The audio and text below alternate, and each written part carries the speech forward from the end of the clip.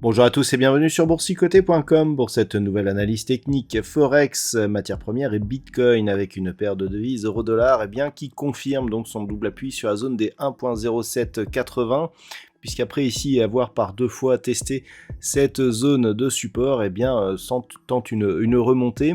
Alors tout n'est pas encore joué, même si d'un point de vue court terme on voit ici qu'on est repassé au-dessus de la moyenne mobile 20 exponentielle et que on a un bon contact ici sur la bande de Bollinger supérieure.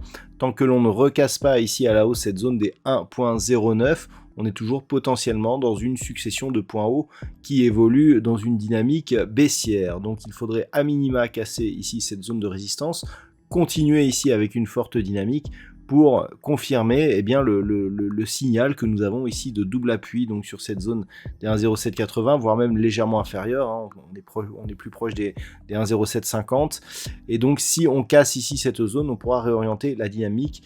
D'ici là, on reste dans une tendance potentiellement baissière sur cette paire de devises euro-dollar.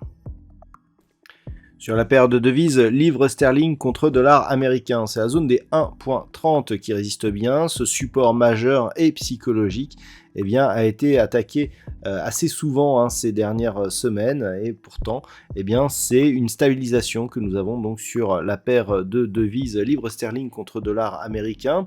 Si on repassait ici au-delà de la zone des 1.3080, on reprendrait une petite option haussière, mais celle-ci serait totalement confirmé en cas de rupture ici de cette zone de point haut, proche ici des 1.3150. Donc pour l'instant, ça reste neutre, dans une prédominance plutôt baissière. On a eu quelques contacts ici sur cette zone des 1.30. Il faudrait vraiment casser ici cette zone des 1.31 40-45, mais en attendant, tant que cela n'est pas cassé, tant que l'on reste ici sur la zone des 1.30-80, un retour sur la zone des 1.30 n'est pas exclu, et en cas de rupture, l'objectif se situe, je le rappelle, sur cette zone des 1.28-70 qui est une zone de support majeure. Sur l'or, il semblerait que nous soyons sur un changement de tendance. Il y a peu, je vous avais tracé ici des retracements de Fibonacci. Je vous avais indiqué que tant que l'on restait ici au-dessus du retracement à 61,8%, on pouvait avoir au pire des signaux d'affaiblissement de la dynamique haussière.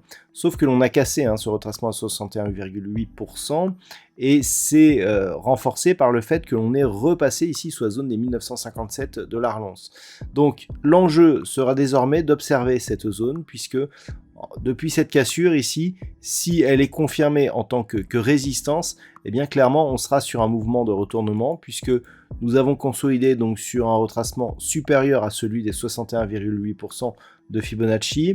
Donc l'objectif est désormais un retour ici sur la zone de base des 100%, à savoir 1915 $ l'once, et si on confirme ce mouvement, il faudra valider la zone des 1957 $ l'once comme zone de résistance. Donc ce sera l'objectif. Naturellement, si les cours ne reviennent pas ici au contact et cassent cette zone de point bas ici proche des 1940 $ l'once, il y aura poursuite en direction donc d'un retracement total de la précédente dynamique sur le métal jaune. Sur le WTI, c'est toujours la neutralisation qui domine. Aujourd'hui, on a eu une phase de baisse ici qui est revenue sous les 100 $ le baril, mais au final on est revenu ici se positionner, et donc les cours du WTI évoluent toujours ici autour des 103 $ le baril. Donc du point de vue ici de cette impulsion, on est toujours sur une phase de retracement qui tient ici dans les retracements de Fibonacci. On peut noter d'ailleurs que la phase de baisse du jour a provoqué un contact ici dans la zone 50-61,8, et que l'on se stabilise désormais sur le deuxième niveau de retracement à 38,2% de Fibonacci, donc sur un niveau proche des 102,79 $ le baril. Donc dans l'état actuel des choses, la tendance reste haussière. On a ici une impulsion qui consolide, mais qui se stabilise. Pour confirmer cette impulsion, il faudrait revenir au-delà des 104,50 à minima assez rapidement. Par contre, en cas de nouvelle attaque ici de cette zone 50-61-8 et notamment depuis donc cette première attaque, si le dernier retracement de Fibonacci à 98.90 était cassé à la baisse, là clairement il y aura un risque donc de revenir sur 98 puis sur cette zone ici des 92.60 $ le baril.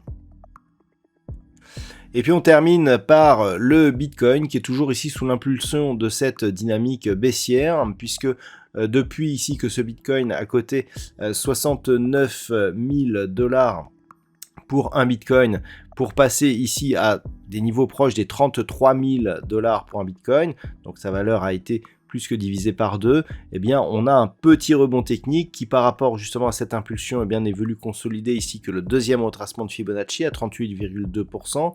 Depuis on se stabilise sous le premier retracement à 23,6% de Fibonacci.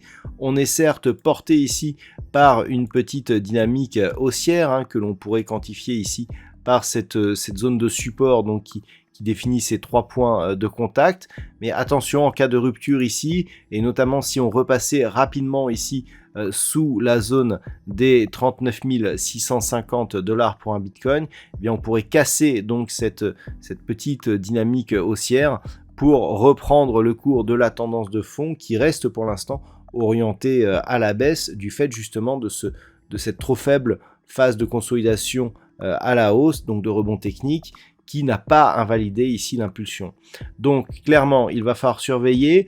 On commencera à reprendre de l'air et à recroire à une hausse sur le Bitcoin en cas de cassure ici de cette zone des 47 000 $ pour un Bitcoin. Et pour l'instant, c'est plutôt la baisse qui prédomine. Voilà donc ce que l'on peut dire sur cette analyse technique Forex, matières premières et Bitcoin. Je vous souhaite de passer une très bonne soirée. On se retrouve dès demain pour un trading live et d'autres analyses techniques, toujours sur le site boursicoté.com.